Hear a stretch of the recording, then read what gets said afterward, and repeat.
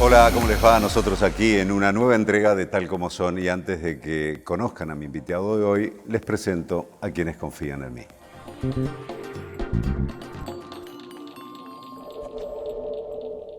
Para ser competitivos en la industria es necesario contar con una flota de vehículos acorde a los tiempos que corren. Por eso, a la hora de renovar el parque automotor,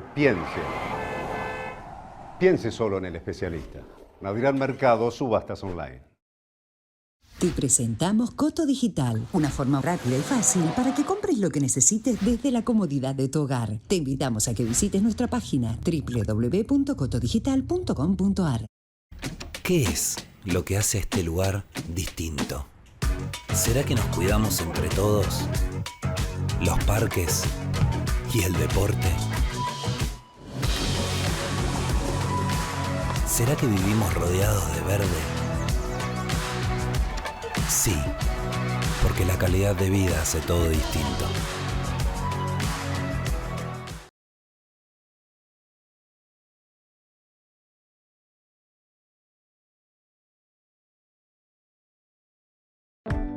Lanús es el primer municipio en incorporar el uso de armas no letales para equipar a las fuerzas de seguridad municipales que desarrollan tareas de prevención en zonas de alto tránsito como centros comerciales, estaciones de trenes y centros de transbordo. Queremos agentes de seguridad más preparados, especializados y mejor equipados para enfrentar el delito urbano. Informate en lanús.gov.ar.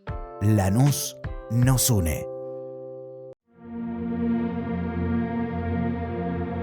El futuro es sin barreras y está llegando muy pronto. Sumate a Telepase ahora. No te quedes afuera. Adherite en telepase.com.ar. AUSA, Autopistas Urbanas. Es fundamental que los chicos hoy en día tengan esa oportunidad para poder estudiar inglés, se le abran más puertas para el futuro. Tu sueño puede ser tu realidad. Juntos sigamos transformando la educación. Buenos Aires Ciudad. Entre Ríos en invierno. Elegí termas. Elegí disfrutar. Elegí naturaleza. Tiempo para compartir con vos y tu familia. Elegí Entre Ríos. Hace bien. Más beneficios, menos trámites. Simplificate. Tiempo para crear, emprender, fabricar y trabajar. Te lo hacemos más simple para que puedas hacer lo que más te gusta.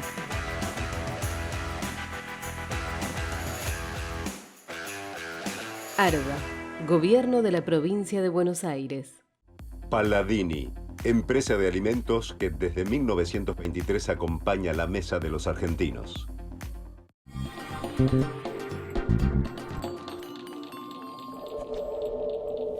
La semana pasada le había dicho a Daniel que íbamos a seguir charlando sobre sus libros, y hay uno de ellos que me impactó enormemente y tiene que ver con una época de la República Argentina que hasta el momento no se ha repetido. Quién sabe si en algún futuro puede llegar a repetirse, pero va a ser en otra dimensión totalmente distinta. Historias de la Belle Époque argentina. Daniel Balmaceda, que nos sigue contando la historia argentina de una forma muy atractiva y muy atrapante también. Daniel, gracias por estar nuevamente. Un placer, Claudio, como siempre. Habíamos hablado en el programa anterior de Sarmiento, su presidencia y algunas de sus características así fundamentales. En este libro, ¿qué te propones contar vos? Bueno, fíjate cómo podemos hilvanar, porque los últimos años de la presidencia de Sarmiento coinciden con el comienzo de lo que iba a terminar siendo la Belle Époque. Es decir, que aquella presidencia terminó ya en plena Belle Époque, y la Belle Époque duró hasta el comienzo de la Primera Guerra Mundial. La Primera Guerra Mundial, exactamente. ¿Qué se vivía en esa Argentina? Bueno, grandes cambios. Tal vez pueda haber sido el momento de los mayores cambios que hayamos vivido. Porque justamente para los abuelos de la Belle Époque, todo ese ajetreo, cantidad de inmigración, moda, aire libre, cantidad de conductas, la aparición del automóvil, o sea, todo era revolucionario. Entonces, yo supongo que para los abuelos de la Belle Époque verían eso como algo muy raro. En cambio, los jóvenes estaban plenos de ganas de vivir, de disfrutar, algo que tampoco era muy habitual antes. No, porque antes no había ni día de descanso casi, ¿no? Exactamente. Solamente el domingo a la tarde creo que era. Justamente el domingo se consiguió como época de descanso en este periodo. Ajá. Se comenzó a discutir la necesidad de tener el periodo de descanso y se logró en 1905. Con quejas, porque se quejaron los peluqueros que cortaban el pelo el fin de semana. Claro. Y entonces los hacían descansar el domingo, y entonces ellos dijeron, no, nosotros trabajamos el domingo y descansamos el lunes. Y de ahí viene la tradición hasta el día de hoy. Exacto. Los lunes cierran las peluquerías. Y las panaderías, porque los panaderos, ahora yo ya no sé si cierran las panaderías, pero en ese tiempo los panaderos también se quejaron y dijeron, no, para mí el domingo es el día que vendo más pan, claro. No me hagan cerrar. Bueno, está bien, el domingo ustedes abren, pero los panaderos descansan el lunes. Y de esa manera el domingo de descanso quedó para toda la población, salvo para los panaderos y los peluqueros que mantuvieron la tradición de trabajar el domingo. Ahí, porque Daniel también es muy activo en las redes sociales y tiene algo que es fenomenal también, que habla del origen de las palabras o por qué decimos tal frase y de dónde viene esa frase, cuál es el fundamento. Dijiste recién también en la Belle Époque, viene el auto, aparece el auto. El auto. Y me acuerdo de esa frase, es la mar en coche, lo que significaba, bueno, y ¿no? por supuesto, porque vos fíjate que es como la mar en coche es como una conexión de dos temas fundamentales de la Belle Époque, que son el esparcimiento, las vacaciones, la playa, ir a la playa, ¿no? Y la utilización del automóvil. Primero era el coche con caballos, pero de repente se convirtió en un coche automático, por eso nosotros llamamos automóvil, y se decía en ese tiempo que los que iban a la playa, al mar, eran los privilegiados. Ahora, ir a la mar y en coche era como más que eso no puedes pedir. Claro. Tal cosa, tal otra, y la mar en coche. Listo. Y hoy en día decimos, ¿qué querés? La mar en coche. Como claro, ¿qué todo, más que eso querés. Qué fenómeno. Y las grandes fortunas. Bueno, justamente. ¿Esto dónde estamos acá? Los edificios, bueno, estamos en el Museo de Arte Decorativo, que es el Palacio de Errázuriz, y que es justamente de René Sargent, un arquitecto francés. Es la época de la llegada de los grandes arquitectos para construir las mansiones, de los terratenientes. Por decir, las grandes fortunas se lograron a partir de los terratenientes y sobre todo de la actividad del campo.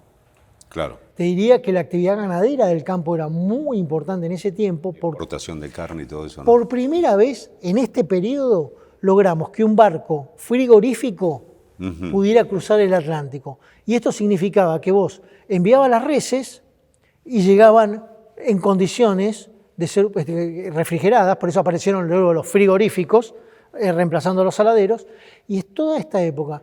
Entonces, esa bonanza económica de los terratenientes, pero de toda la Argentina en general, pero a los terratenientes sobre todo, permitió que se contrataran arquitectos de Francia, de Estados Unidos, alemanes, italianos, españoles también, que vinieron a transformar toda una zona en Buenos Aires, en Mendoza, en Córdoba, ¿no? con grandes casas familiares como el Palacio Errázuriz donde estamos ahora. Claro. Y en las estancias tambián las grandes mansiones de las estancias. Y los cascos de estancia, exactamente. Cascos de estancia, castillos, en algunos casos, conocés varios de los castillos que tenemos en las estancias. Córdoba hay muchos, ¿no? En Córdoba, en todo el trayecto, digamos, de la provincia de Buenos Aires, Santa Fe y Córdoba principalmente, también, por supuesto, en Tucumán. Así que eso fue de un enorme potencial arquitectónico. ¿Ahí está la influencia italiana o la francesa? Yo te diría que principalmente, no, es un mix, pero la francesa fue muy fuerte. De hecho, las familias pudientes no solo tenían su arquitecto francés, también traían jardinero, chef y chofer. Y lo digo chofer porque justamente era así en esa época. Entonces, vos tenías un jardinero francés en tu casa y eras distinto. Tenías, en el automóvil necesitabas sí o sí un chofer, porque nadie entendía cómo se manejaban y mucho menos de mecánica. Claro. Y ahí déjame que te meta otra de estas palabritas extrañas. A ver. Justamente cuando los autos primeros eran a caldera, ¿no? Entonces, cuando vos tenías un desperfecto mecánico, que lo tenías a cada rato, necesitabas parar el auto y ponerte a repararlo. El tema es que estaba todo hirviendo, no podías tocar nada. Entonces, lo que tenías que llevar en el auto eran guantes de amianto para que el chofer, que sí sabía, se pusiera a reparar. Y hubo que buscar un lugar a donde poner los guantes de amianto, ¿no? Y entonces, ¿a dónde fueron a parar? ¿A dónde? A la guantera. Entonces, Ahí la famosa guantera es el lugar... Viene de ahí. La guantera, en realidad, donde hoy guardamos cualquier cosa menos guantes, Exactamente. es el lugar a donde iban los guantes de amianto del chofer. Ya había un Teatro Colón, ya había teatros.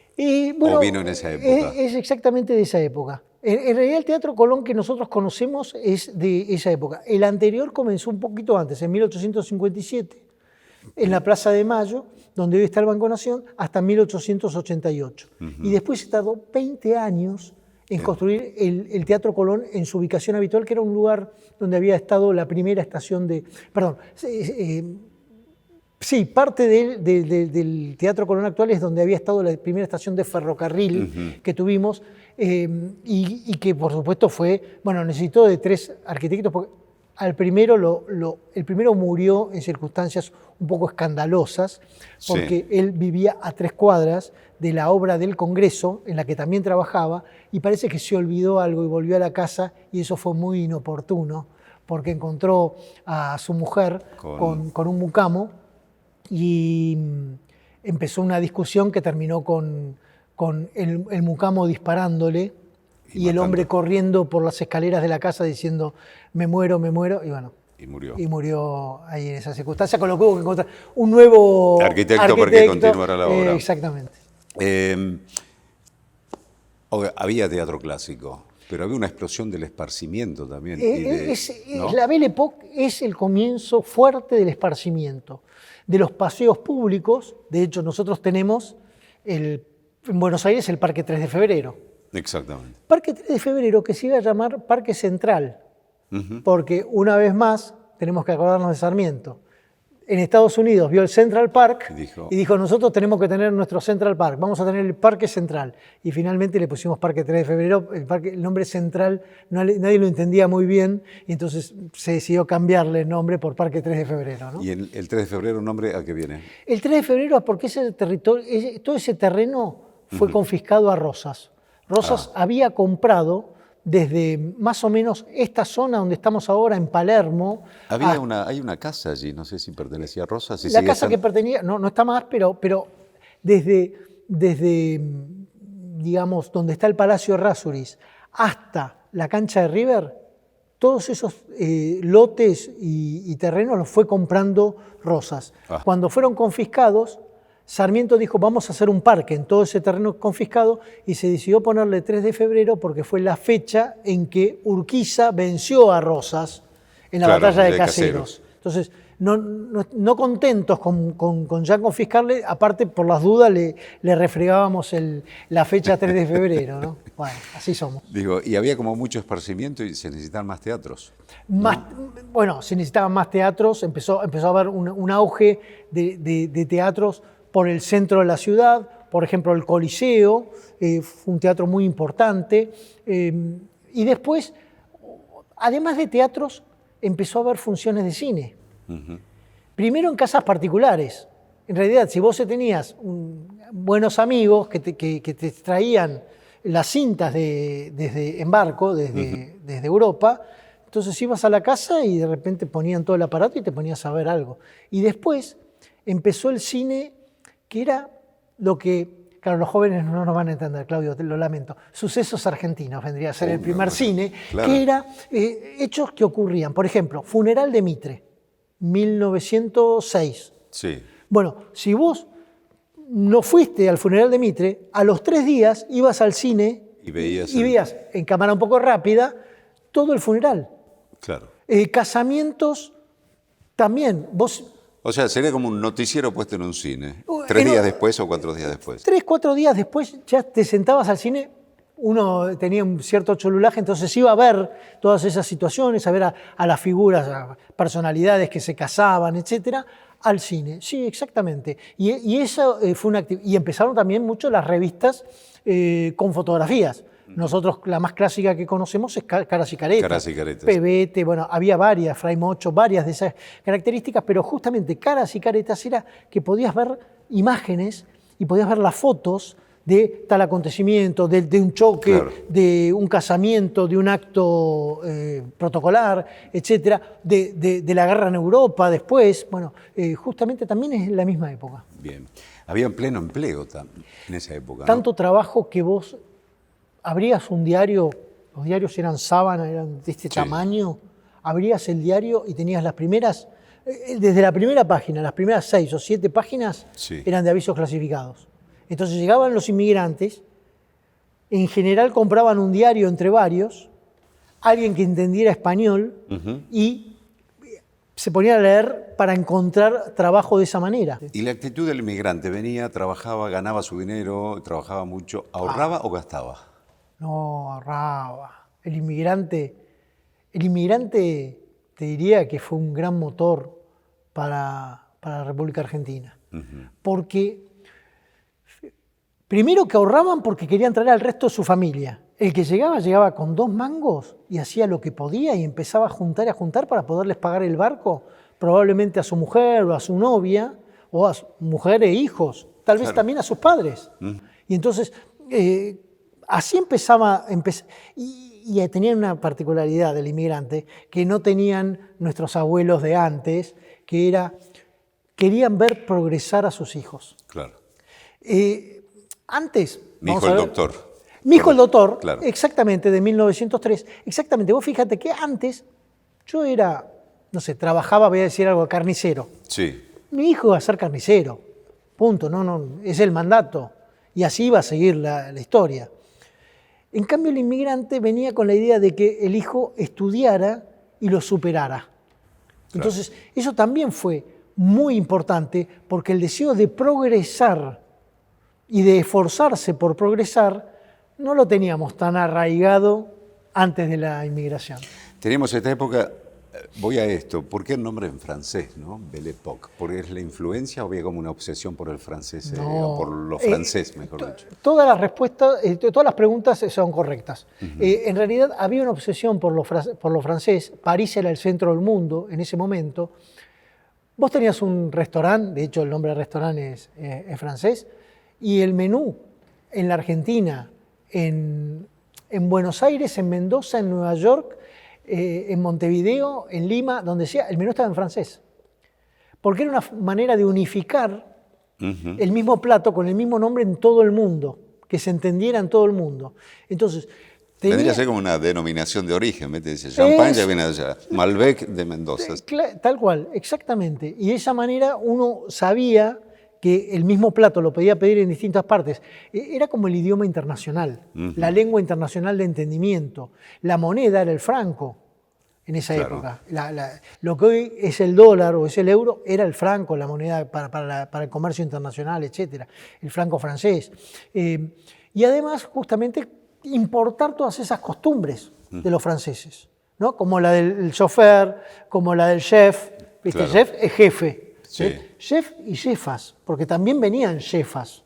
Por ahí surge aquella frase, vos que sos especialista en eso, todo tiempo pasado fue mejor, ¿no? Bueno, en realidad, vos fíjate que el todo tiempo pasado fue mejor, se mencionaba a comienzos de la Belle Époque. ¿Por qué? Porque en realidad siempre se miraba a la época anterior como mejor.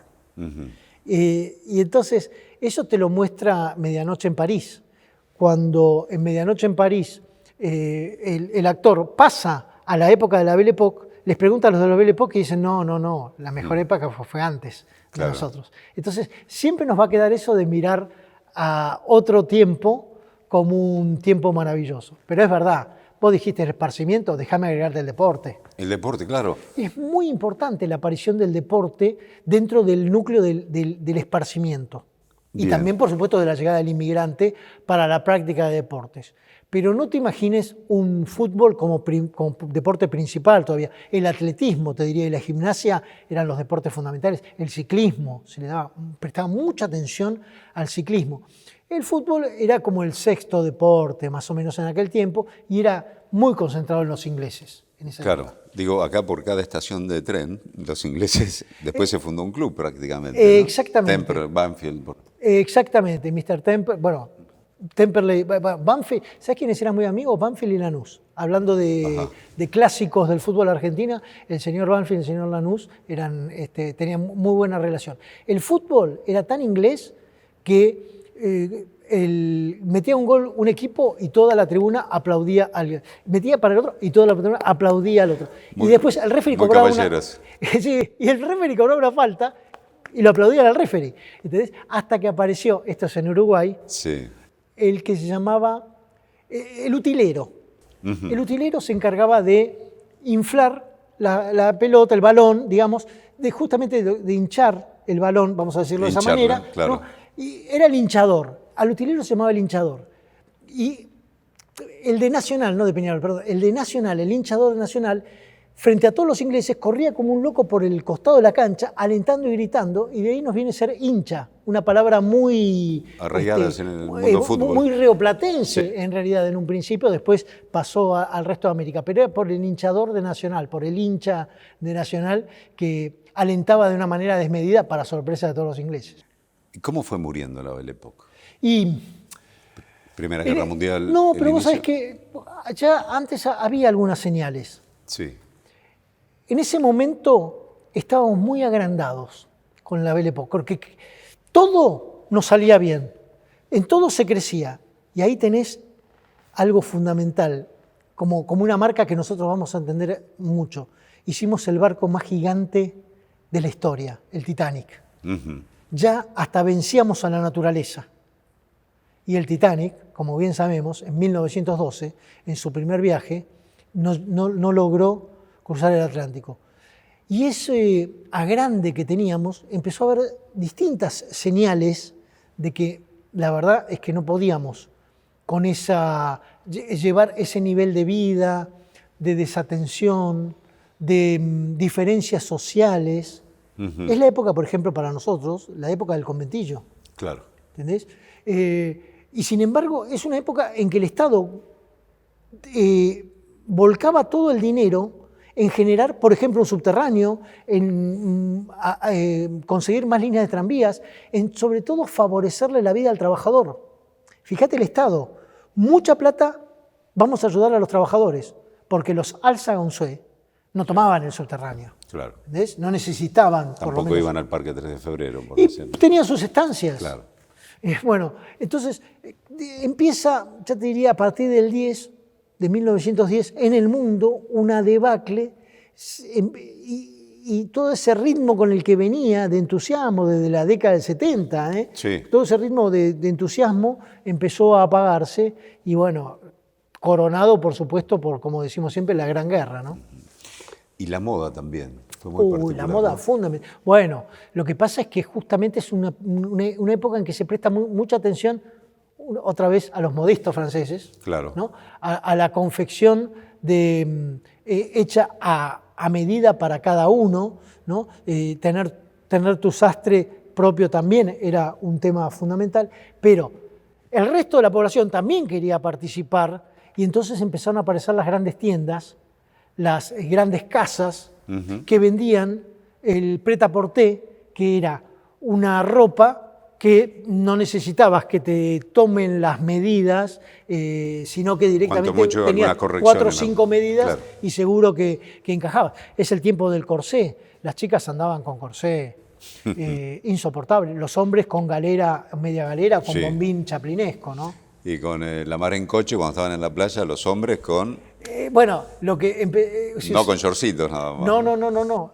Se usaban las sombrillas, era muy habitual. El traje... La mujer no se bronceaba. No. La mujer no se bronceaba porque si vos te bronceabas, dabas a entender que eras una lavandera, que eras una mujer que trabajaba en la calle. Y las chicas no solo no se bronceaban, sino que hacían barbaridades para tratar de parecer lo más blancas posibles. mezcla de tomar alguna cosa, algún brebaje extraño, todas cosas inútiles que leían en las revistas y que trataban hasta que apareció un doctor Feynman, pariente del Feynman contemporáneo, pariente de los Feynman contemporáneos. Apareció el doctor Feynman proponiendo que había que tomar baños de sol. Aquí en Buenos Aires, ¿no? Y entonces, siguiendo una corriente que estaba en el mundo, ¿no? Y entonces allí comenzó algo que se llamaba helioterapia, que era la terapia del sol y que te podés sentir mejor, etc. Y poco a poco fue ganando espacio la helioterapia hasta que, bueno, los hombres fuimos los primeros que hicimos topless. Te lo voy a explicar. ¿Cómo es eso? Los trajes de baño eran como los de Titanes en el ring, los de los hombres. Mucha raya también, ¿no? Traje de baño, rayas, Bueno, cuando apareció Johnny Weissmuller en Tarzán, él mostraba el torso, ¿no? Y mostraba el pecho. Y era encantador. Entonces, los hombres querían ser todos Johnny Weissmuller. Queríamos ser todos Johnny Weissmuller, a pesar del físico, por ahí no respondía. Y entonces, en la playa se bajaban los breteles de los trajes de baño para aparecer. Y así empezamos. O sea, el primer topless lo hicimos nosotros, los varones. Mirá vos, pero cuando iban al agua, tengo entendido. Pero en el agua sí, se subían. Daniel, ¿estás trabajando en algo nuevo? Sí, para variar. Estoy con 3 o 4 libros y llega un momento en que digo, no, me voy a dedicar a este y ahí enfoco. Pero sí, todos los días es mi trabajo. Un placer, como siempre, escucharte y enseñarnos muchísimas cosas también. Vamos, gracias por estar. Enorme abrazo. Hasta la próxima. Gracias, Claudio.